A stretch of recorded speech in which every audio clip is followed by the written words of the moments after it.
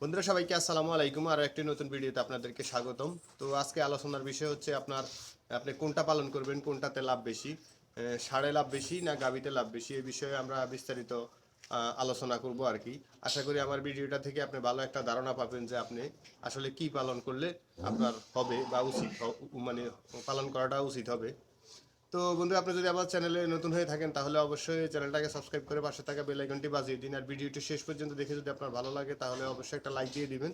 আর আপনার কোনো প্রশ্ন বা কোনো মতামত থেকে থাকলে অবশ্যই কমেন্টে লিখে যাবেন, আমরা অ্যান্সার দেওয়ার চেষ্টা করব। তো যাই হোক, এখন হচ্ছে যে আপনি আসলে কোনটাতে পারদর্শী সেটাই হচ্ছে মূল বিষয়। তো আপনি যদি একেবারে নতুন হয়ে থাকেন সেক্ষেত্রে আপনাকে আপনার ষাঁড় পালা গাভী পালাটা উচিত হবে না। কারণ হচ্ছে আপনার গাভীতে যখন আপনি গাভী পালবেন তখন আপনাকে অনেক বিষয়ে অভিজ্ঞ হইতে হইব। মানে অভিজ্ঞ কীরকম, যে আপনার দুধ দোয়ানো জানতে হবে। তো গাভী পালনের ক্ষেত্রে আপনাকে অবশ্যই গাভীর রোগ বালাই, গাভীর বিভিন্ন সমস্যা সম্পর্কে আপনার আইডিয়া থাকতে হবে। তো মানে এক কথায় হচ্ছে যে আপনার মানে যদি আপনি পূর্বের অভিজ্ঞ না হন তাহলে সেক্ষেত্রে গাভী থেকে ষাঁড় পালাটাই বেটার আর কি। তো অবশ্যই গাভী যদি আপনি পালতে যান ডেইলি আপনার একটা ইনকাম আসবে। আর আপনার দুধ বিক্রি করার সেই বাজারও থাকতে হবে, ভালো একটা রেট পাইতে হবে। তবে আপনি যদি গাভী দিয়ে যদি শুরু করতে চান সেক্ষেত্রে আপনার মিনিমাম 15 কেজি দুধ হয়, 15 কেজি দুধ হয় এই ধরনের গাভী কিনতে হবে আর কি।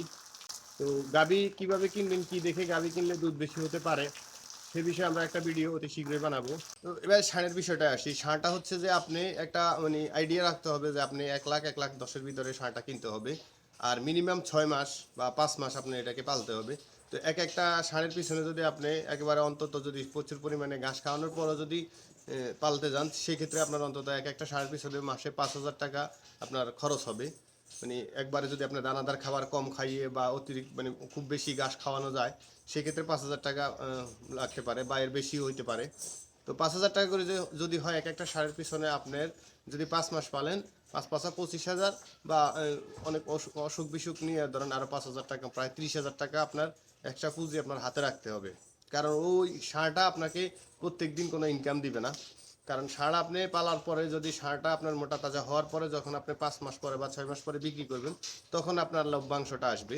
কিন্তু আপনার গাভীর ক্ষেত্রে একটা জিনিস, সেটা হচ্ছে যে গাভীর ক্ষেত্রে আপনার প্রত্যেক দিন যদি 15 কেজি দুধ হয় তাহলে আপনার 15 কেজি দুধে আপনার দেখা গেছে যদি 70 টাকা, আমাদের এখানে স্থানীয় বাজারে 70 টাকা করে বিক্রি করি, বা এখন বর্তমানে দুধের চাহিদা বেশির কারণে আমরা 80 টাকা করে বিক্রি করতেছি আর কি। তো 70 টাকা করে যদি আপনি বিক্রি করেন 1,050 টাকা আসবে। আর একটা গাভী আমি মনে করি আর কি যে আপনি শুধু ঘাস ছাড়া শুধু দানাদার খাবার সারাদিনে অন্তত 400 টাকার আপনার দানাদার খাবার খাবে। তো আপনি 1,050 টাকা যদি 15 কেজি দুধ থেকে আসে সেক্ষেত্রে হচ্ছে আপনার করতে পারবেন। আপনার 1,050 টাকার মধ্যে 400 টাকাও যদি সে খরচ মানে তার পিছনে খরচ হয় তাহলে আপনার অন্তত কি বলে 600 650 টাকা থেকে যাবে আর কি। তো এখান থেকে আবার আপনার একটা 6 মাস পরে একটা ইচ্ছে করলে বাছুর বিক্রি করতে পারতেছেন। তবে আমি মনে করি যদি আপনি প্রথম অবস্থা বা প্রাথমিক যদি ধারণাও থাকে গাভী পালন করতে পারেন, সমস্যা নাই। তবে সেই ক্ষেত্রে আপনি আমাদের চ্যানেলের সাথে যুক্ত থাকলে হয়তো বিভিন্ন সময় বিভিন্ন ধারণা পেতে পারেন সেক্ষেত্রে। আর হচ্ছে আমাদের ইয়েতে চ্যানেলে একটা ভিডিও আছে যে দেওয়া আছে যে 5 মিনিটে আপনি কিভাবে গাভী দোয়াইতে পারেন আর কি, শিখানো মানে ব্যবস্থা করা হয়েছে মানে ওই ভিডিওতে। মানে ওই ভিডিওতে সম্পূর্ণ একবারে পুঙ্খানুপুঙ্খভাবে বোঝানো হয়েছে যে আপনি কিভাবে গাভী দোয়াইতে পারেন আর কি।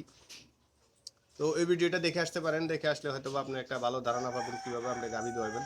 আর আগে থেকে যদি দোয়ানো জানেন তাহলে তার কোনো কথাই নেই। তো আপনি যদি 6 মাস পরে একটা গরুটার যদি গাভী পালন করে যদি 6 মাস পরে বাছুরটা বিক্রি করে দেন সেক্ষেত্রে আরও দেখা গেছে আপনার 60,000 70,000 টাকা আসতে পারে।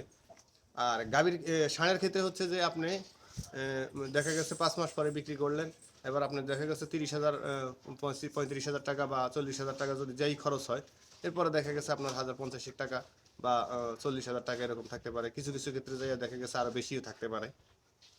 তবে আপনি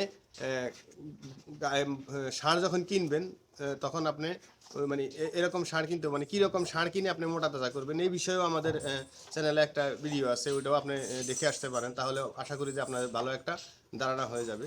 তো মূল কথাটা যেটা হচ্ছে সেটা হচ্ছে যে আপনি যদি গাভী পালন করেন আপনার গরুর বিষয়ে ভালো একটা ধারণা থাকতে হবে। আর গাভী পালন করলে আপনি প্রত্যেক দিন টাকা আসবে আপনার, মানে লেনদেন হবে। কিন্তু ষাঁড়ের ক্ষেত্রে হচ্ছে আপনার প্রত্যেক দিন আপনার পকেট থেকে টাকা যাবে, 4 থেকে 5 মাস পরে আপনার লাভ সহ টাকাটা ফেরত আসবে। তো আপনি আসলে কোনটা পালন করবেন এখন আপনার উপরে নির্ভর করবে সব। আপনার পুঁজি কীরকম আছে বা আপনি কী পরিমাণ টাকা খাটাতে পারেন সেটা আপনার উপরে নির্ভর করে।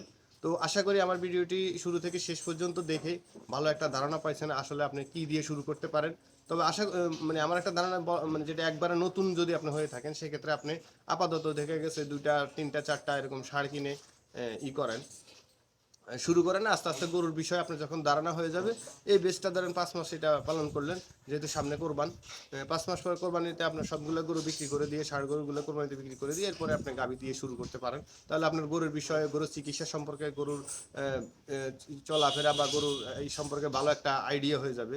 বা একটা গাভী পালন করলে আপনার কতটুকু ঘাস লাগতে পারে, যেহেতু আপনি ষাঁড় পালন করছেন সেই বিষয়ে একটা অভিজ্ঞতা হবে আর কি। তো আশা করি শেষ পর্যন্ত দেখার পর ভিডিওটি ভালো লাগছে, তাহলে অবশ্যই একটা, যদি ভালো লেগে থাকে তাহলে অবশ্যই একটা লাইক দিয়ে দিবেন ভাই। সারাদিন প্রায় 17টা গরুর পিছনে খাটাখাটনি করার পরে আপনাদের জন্য ভিডিও বানাই। তো খুবই মর্মাহত বা আশাহত হই আর কি যদি আপনারা ভিডিওটিতে লাইক না দেন। তো এই বিষয়ে যদি আর কোনো প্রশ্ন থেকে থাকে আপনার, অবশ্যই আমাকে কমেন্টে লিখে যাবেন। ভালো থাকবেন সবাই, সুস্থ থাকবেন। দেখা হবে অন্য কোনো ভিডিওতে। আসসালামু আলাইকুম।